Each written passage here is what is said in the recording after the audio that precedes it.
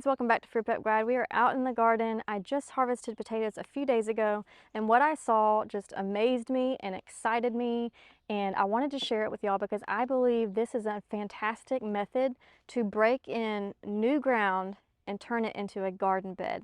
And this patch right here is covered in straw at the moment. This was our potato patch this year. This was planted in February. In January, this was just raw ground. You see all this green right here? You see all these little trees. You can see all these weeds over here behind me. That's what this patch was. It was just weeds, grass, small trees, just a mess, raw ground. Nothing good about it, really.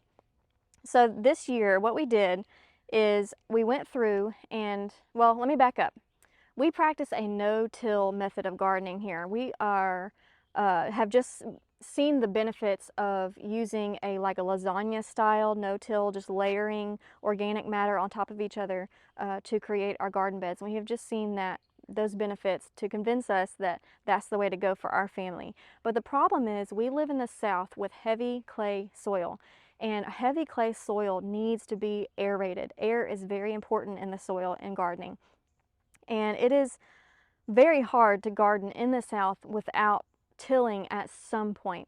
So what we did this past year, I was doing a whole lot of reading and researching over winter, and I formulated this plan, and I'm just really excited with the results. So what I planned to do was we tilled the ground one time, and I laid down some bone meal, and I think I used two 1 cubic foot bags of soil and just kind of sprinkled it on the rows where I was going to be planting my potatoes. And then I just set the potatoes on the ground. I then covered it with straw. And as the potatoes grew, I continued covering it with straw. That's a very popular method of growing. A whole lot of people do it. You can find tons of tutorials online about doing that. That's not the exciting part, but that is step one of getting this ground prepped for a new garden bed. So step one was tilling, step two, laying out those potatoes, step three, covering with hay. As they grew, continued covering with hay, and then I harvested 2 days ago. And as I was harvesting, I want to show you what I saw, and let's talk about it. Okay, here we are down at the soil level. I'm going to push back this hay, or this straw, excuse me, so you can see the soil. If you are not familiar with heavy clay soil and what happens when you till, if you till and don't amend it, that soil will just harden up back into just clay lumps, and the soil fertility doesn't bounce back really. And by fertility, I just mean life, bugs and worms and beneficial organisms and all those things. They're kind of messed up when you till. So since we did till, I was a little concerned about that, but what my thinking was, we're adding organic matter with all this straw. It's sitting out here slowly decomposing over the last 3 months. It's certainly not at all decomposed completely. I'm just saying the process has started.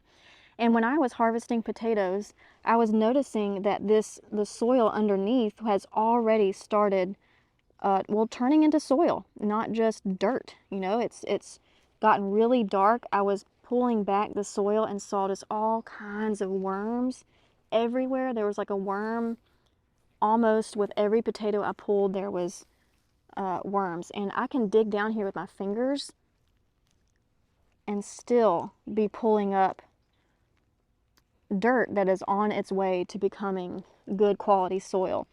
If you're familiar with gardening in the South and with heavy clay, you can't typically stick your fingers in here and dig up loose dirt like that. So when I saw all those worms, it hit me what was happening. And just in case you don't know, when you plant a seed potato, the new potatoes are growing out from that, but the seed potato rots. And what was happening was, as that seed potato was rotting, those worms were coming and feeding on that rotting down seed potato.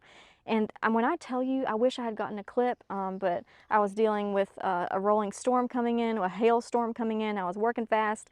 But when I say it was worms galore, it was just, I mean, you could do like a quick glance across the soil and almost see it moving in places. That's how many worms there were. And that's when it hit me that they were eating the rotten seed potatoes.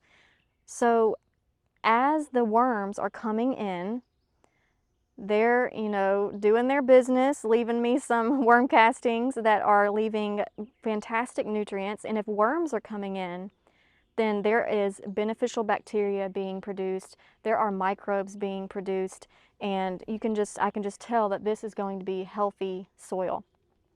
Not only that, but it has probably 6 to 8 inches of straw still left over from the potato growing. So what I'm going to be doing next is I'm going to take a rake and I'm just going to rake out this straw to where I have a nice even square. And then I'm going to I'm going to come and cover this whole square of straw with wood chips. And throughout the fall and winter, I'm going to come and spray the wood chips with liquid fish fertilizer. What that's going to do is essentially activate the composting in place that I have going on here. And it's going to break down those wood chips a whole lot faster than if I were to just let nature do it itself. And so when it comes time for planting next spring, I will be able to go and push those wood chips aside and create just a little, circle, and it's going to be all of that straw and soil and worm castings and everything that's been going on for, at that point, it will have been about a year. There's going to be beautiful, living, luscious soil that I will then plant into at just 1 year past the point when it was just raw grass like this, just covered up in weeds and small trees. And that's what's exciting. 1 year to go from that to what is going to be luscious soil for growing vegetables in, and planting potatoes played a big part of that.